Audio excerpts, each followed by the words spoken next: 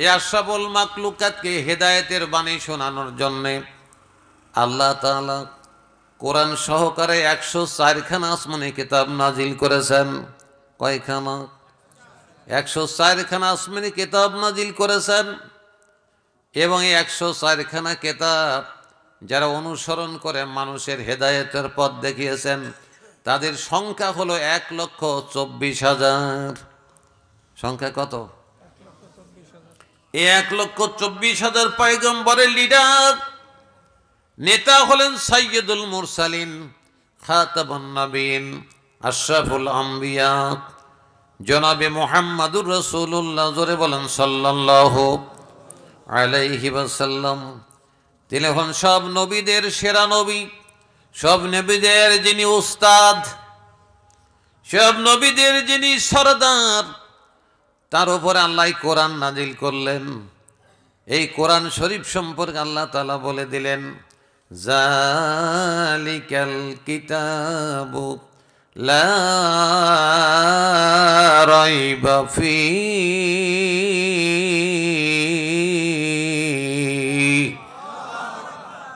জোরে কোন আল্লাহু আকবার। শোনেন, আপনারা যদি না পারেন তাহলে ওই পাশে আমতলায় মা বোনেরা বসে আছে, ওইখানে পাঠাতে বলে, আর ওইগুলি এখানে নিয়ে আসবো না। রাজি আছেন তো? তা রাজি নাই? তাহলে জোরে করে বলা লাগবে আল্লাহু আকবার। জোরে বলেন আল্লাহু আকবার।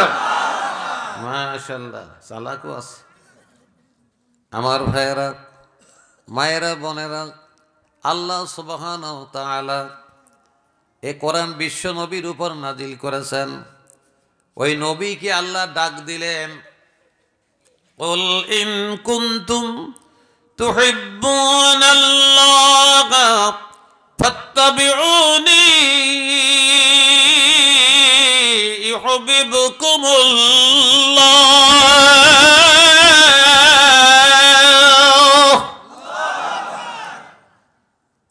ওয়া ইয়াগফির লাকুম যুনুবাকুম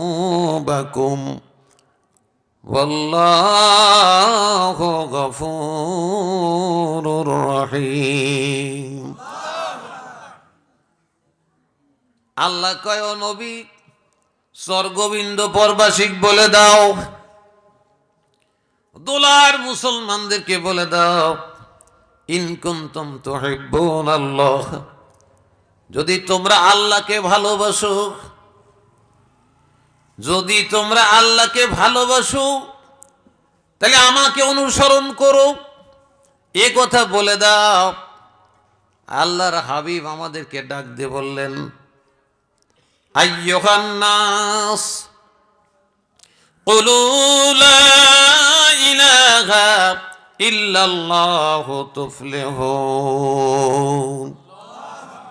হে মানুষেরা, তোমরা বলো আল্লাহ ছাড়া কোনো ইলাহা নাই, তাহলে তোমরা সফল, তোমরা বিজয়ী, তোমরা পরীক্ষায় পাশ, কৃতকার্য, সোজা জান্নাত। জোরে চিৎকার দিয়ে বলেন সুবহানাল্লাহ। একবার সুবহানাল্লাহ বললে আসমান এবং জমিনের মধ্যে যত খালি জায়গা আছে আল্লাহ নেকিতে পরিপূর্ণ করে দেন। হাদিস। আমার ভাইয়েরা, এজন্য রসুল বলেছেন জান্নাতে যাওয়াই সহজ, জাহান্নামে যাওয়াই কঠিন। কারণ মানুষ যখন পাপ করে তখন একটা গুনাহ লেখা হয়, কয়টা গুনাহ লেখা হয়? আর যখন একটা নেকি করে, সওয়াবের কাজ করে, তখন শুধুমাত্র একটা নেকি লেখা হয় না, কমপক্ষে 10টা নেকি লেখা হয়। আর যদি জানাজার নামাজে দাঁড়ায় তাহলে উহুদ পাহাড় সম পরিমাণ সওয়াব তার আমল নামায় লেখা হয়। কি পরিমাণ? উহুদ পাহাড় পরিমাণ। কত সওয়াব দরকার জান্নাতে যাওয়ার জন্যে। কিন্তু গুনাহ যতই করুক, গুনাহ করার পরে একটা গুনাহ লেখা হয় কয়টা? 100টা গুনাহ যদি করে তাহলে 100 গুনাহ। আর যদি একবার জানাজায় হাজির হয় তাহলে উহুদ পাহাড় সম পরিমাণ সওয়াব তার আমল নামায় লেখা হয়। আর যদি এক মুঠ মাটি দেয় বিসমিল্লাহ বলে, তাহলে আর একটা উহুদ পাহাড় সমান সওয়াব তার আমল নামায় লেখা হয়। তাহলে জান্নাতে যাওয়াই সহজ। রসুল বললেন, ও গোচর গোবিন্দপুরের মুসলমানেরা, তোমরা আল্লাহকে ভালোবাসো। কাকে ভালোবাসা লাগবে? জোরে বলেন। কেন ভালোবাসবো আল্লাহকে? আল্লাহ কয়, ইয়া আইয়ুহান নাসু উবুদু রাব্বাকুমুল্লাযী খালাকাকুম ওয়াল্লাযীনা মিন ক্বাবলিকুম লাআল্লাকুম তাত্তাকুন।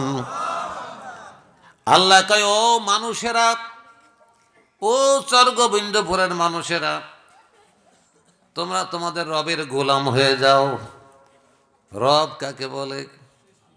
সৃষ্টিকর্তা না পালনকর্তা? রব হচ্ছেন পালনকর্তা, যিনি অস্তিত্বহীন থেকে অস্তিত্ব দেন, লালন পালন করেন, বড় করেন। আবার যখন সময় হয়ে যায় ধ্বংস করে দেওয়ার ক্ষমতা যিনি রাখেন, তিনি হলেন রব। এই বাবা, চাদর পরে পরিসিনি পয়। আমার ভাইয়েরা, বাবাজিরা, মায়েরা, বোনেরা, আল্লাহ বলেন, ও মানুষেরা, তোমরা তোমাদের রবের গোলাম হয়ে যাও, রবের গোলামি করো। কারণ তিনি তোমাদের সৃষ্টি করেছেন। আল্লাহ যদি আমাদের সৃষ্টি না করতেন, বলেন তো দেখি গোবিন্দপুরের ভাইয়েরা, আমরা কি আল্লাহকে আল্লাহ বলতে পারতাম?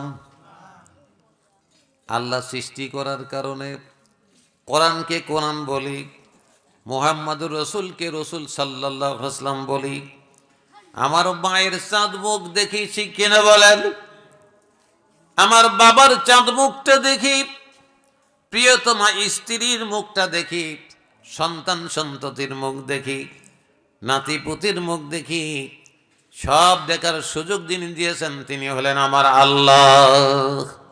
তিনি কে? জোরে বলতে হবে, তিনি কে? এই জন্য ভালোবাসা লাগবে আল্লাহকে, কারণ তিনি যা দিয়েছেন সব দিয়েছেন তিনি। এরপরে আল্লাহ পাক রব্বুল আলামিন বলেন, আমি শুধু তোমাদেরকেই বানাই নাই, তোমার বাবা, তোমার দাদা, দাদার দাদা, দাদার দাদা, সবগুলিকে আমি সৃষ্টি করেছি। আশা করা যায় যে তোমরা আল্লাহকে ভয় করে চলবে। ভয় করে চলা লাগবে কাকে? জোরে বলেন, ভয় করে চলা লাগবে কাকে?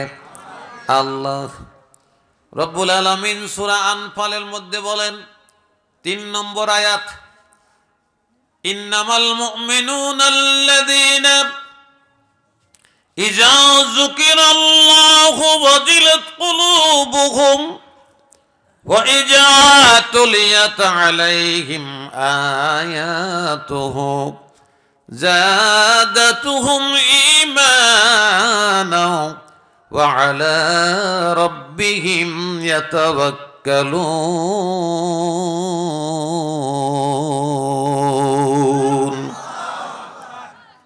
আল্লাহ বলেন, ইমানদার তো ওরাই। ভালো করে শুনবেন, আল্লাহ কয় ওরাই তো ইমানদার, যাদের সামনে আল্লাহর নাম উচ্চারণ করা হয় তখন ভয় পায়, ভয়ে কাঁপতে থাকি, অথবা অন্তর দুলতে থাকে। আর যখন তাদের সামনে কোরআন শরীফ তেলাওয়াত করা হয় তখন তাদের ঈমান বেড়ে যায়। ওয়া আলা রাব্বিহিম ইয়াতাওয়াক্কালুন, আর তারা তার রবের উপরে তাওয়াক্কুল করে। রব ছাড়া কিছু মানে না ঈমানদারেরা।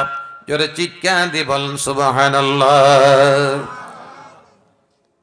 আমার ভাইয়েরা, আল্লাহ পাক রব্বুল আলামিন, এই জন্য আল্লাহকে ভালোবাসা লাগবে।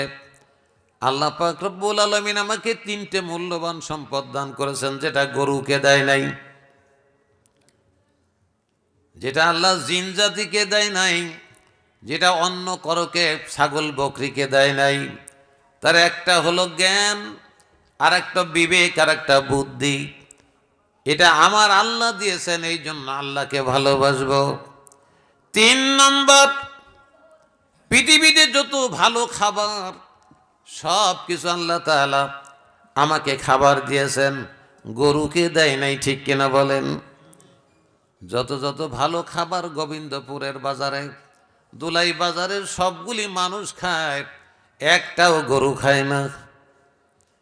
4 নম্বর, পৃথিবীতে যত ভালো পোশাক দেখেন না, বসে আছেন আপনারা,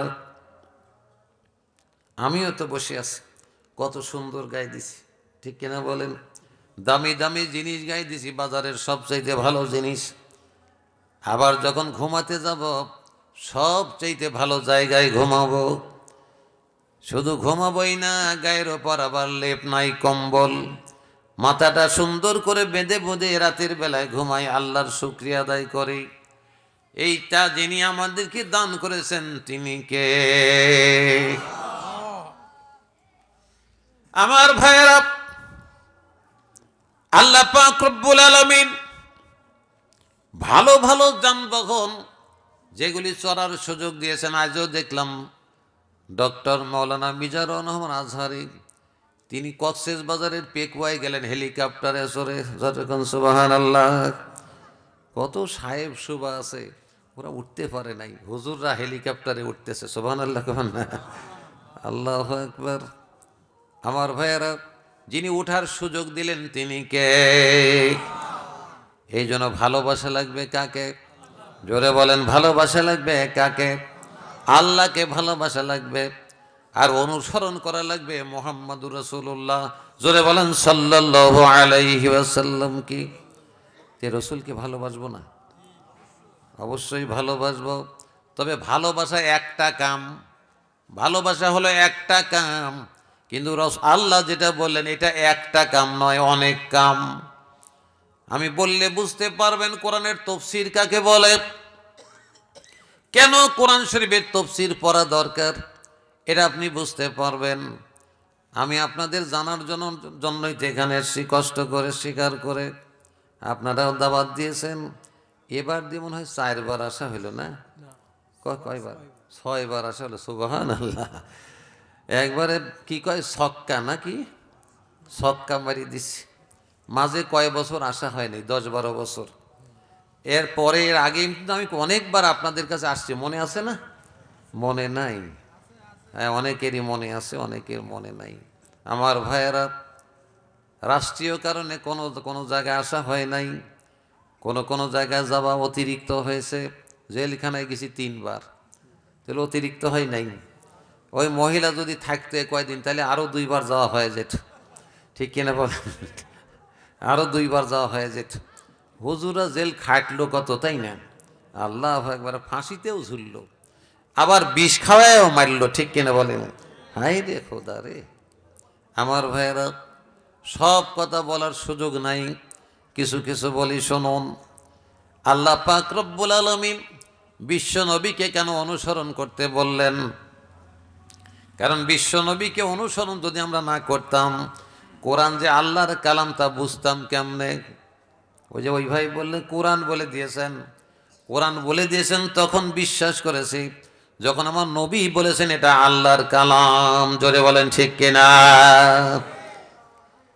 নবী সাল্লাল্লাহু আলাইহি সাল্লাম বললেন, আরবরা তোমরা যাদেরকে ভগবান বলো, যাদেরকে ঈশ্বর বলে ডাকাডাকি করো, 360টা কয়টা?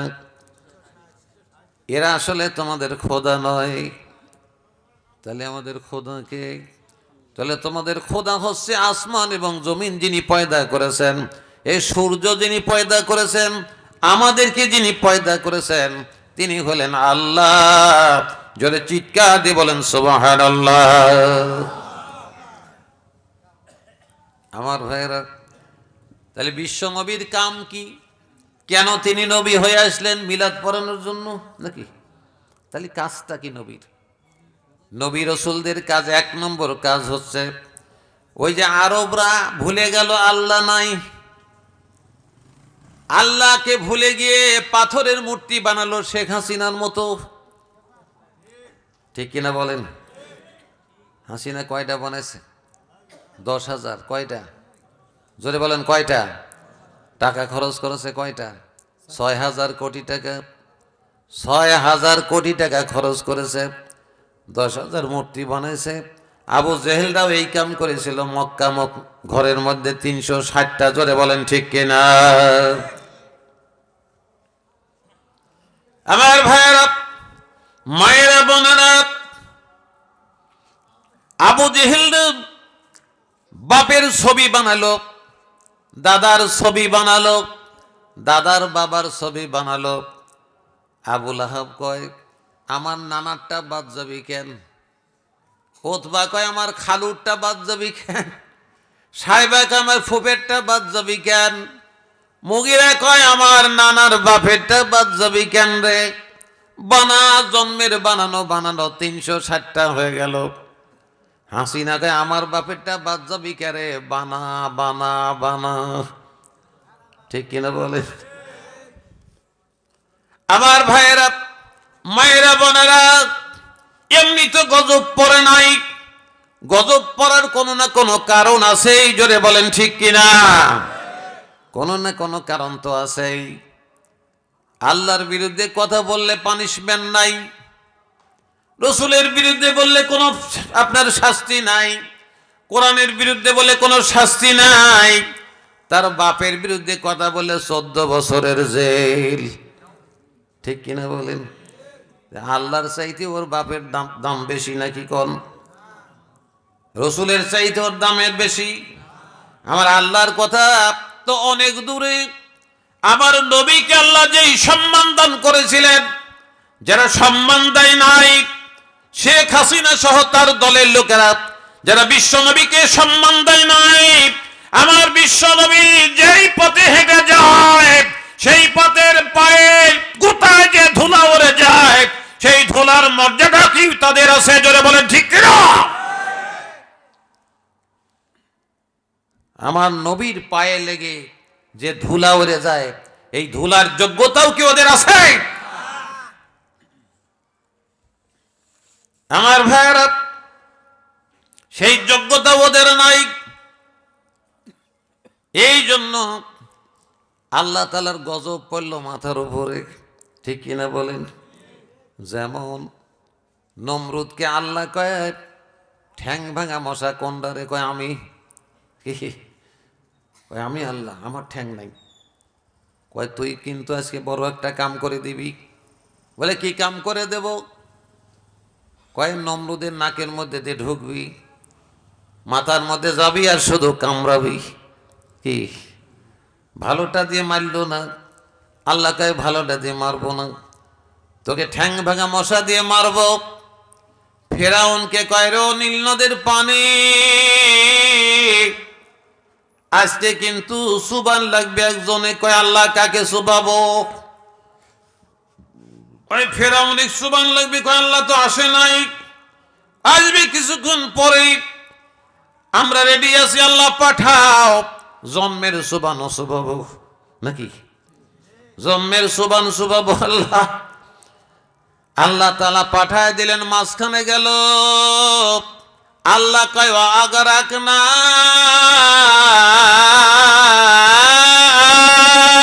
ফিরআউন।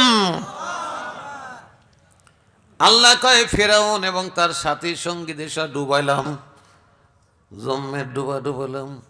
সুবাই সুবাই সুবাই সুবাই সুবাই পানি খায় খায় খায় আর কয় ও মুসা কলিমুল্লাহ, এইবারের মতো বাঁচা দাও, তাহলে তোমার আল্লাহর পর ঈমান আনবো। আল্লাহ কয় মুসা খবরদার, আর কিন্তু একবারও সুপারিশ করবি না। কেন? ওর সব পাপে পরিপূর্ণ হয়ে গেছে, 16 কলা পূর্ণ হয়ে গেছে। এখন ওর বিদায়ের পালা, ওর এখন বিদায়ের পালা। পানি খেতে খেতে খেতে খেতে যখন ডুবে যায়, ওই সময় বলে না মান্তু বিরব্বি হারুন মুসা। কয় আমি ঈমান আনলাম হারুন আর মুসার খোদার উপরে। কারপর হারুন আর মুসার খোদার উপরে ঈমান আনলাম। আল্লাহ কয় ও জিব্রাইল, শয়তান কি কয় শোন। শয়তান কি কয়, শোন, আমার পর ঈমান আনে নাই, হারুন আর মুসার আল্লাহর পর ঈমান আনেছে, তারপরেও যেহেতু ঈমান এনেছে, আমি ওকে দুনিয়ায় পানিতে ডুবাইয়া মারব না, মাটির মধ্যেও দাফন করব না, কিয়ামত পর্যন্ত উপরে রেখে দেব। স্বর্গবিন্দুপুরের মানুষরা দেখেছে না, মনে করে এটা বড় খোদা ছিল দুনিয়ায় নাকি? জোরে কর নাউজুবিল্লাহ। ও দাবি করেছিলেন আমি বড় খোদা, দাবি করেছিল তো, কিন্তু আল্লাহ তাআলা পানিতে চুবায় মারলেন। আর বাংলাদেশেরটাকে আল্লাহ তাআলা ছোট ছোট ছোট ছোট ছোট ছোট শিশুদের দিয়ে মারলো নাকি? মারে নাই, পালাইছে, ঠিক কিনা বলেন? পালাইছো মামুর বাড়ি, মামুর বাড়ি গেল। আল্লাহ কয়, বড়টা দিয়ে খেদাইলাম না, স্বাস্থ্য বালান দিয়ে খেদাইলাম না, ছোট ছোট বাচ্চাদের খেদাই দিলাম। আমার ভাইয়েরা, রসুল সাল্লাল্লাহু আলাইহি ওয়াসাল্লামের 1 নম্বর কাজ হলো বান্দার সঙ্গে আল্লাহর পরিচয় ঘটায় দেওয়া। জোরে কোন সুবহানাল্লাহ। এটা হলো 1 নম্বর কাজ নবীর। 2 নম্বর কাজ কি? 2 নম্বর কাজ হলো আল্লাহর পক্ষ থেকে যে ওহী নাজিল হয় নবীদের উপরে, যে কিতাব নাজিল হয়, সেইটা মানুষের কাছে পৌঁছে দেওয়া, সেটা বাস্তবায়ন করা হলো নবীদের কাজ।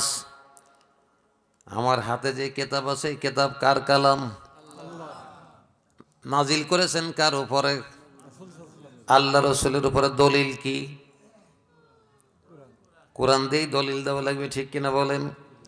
আল্লাহ কয়, তাবারাকাল্লাযী নাযালাল ফুরকানা আলা আবদিহি লিয়াকুনা লিল আলামিনা নাযীরা। কোন সূরা বললাম? সূরা ফুরকান। সূরা ফুরকানের 1 নম্বর আয়াত রব্বুল আলামিন বলেন, তাবারাকাল্লাযী, আমি মহান সত্তা, আমি আমার বান্দার উপরে, বিয়াদিহি আলা আবদিহি, আমার বান্দার উপরে।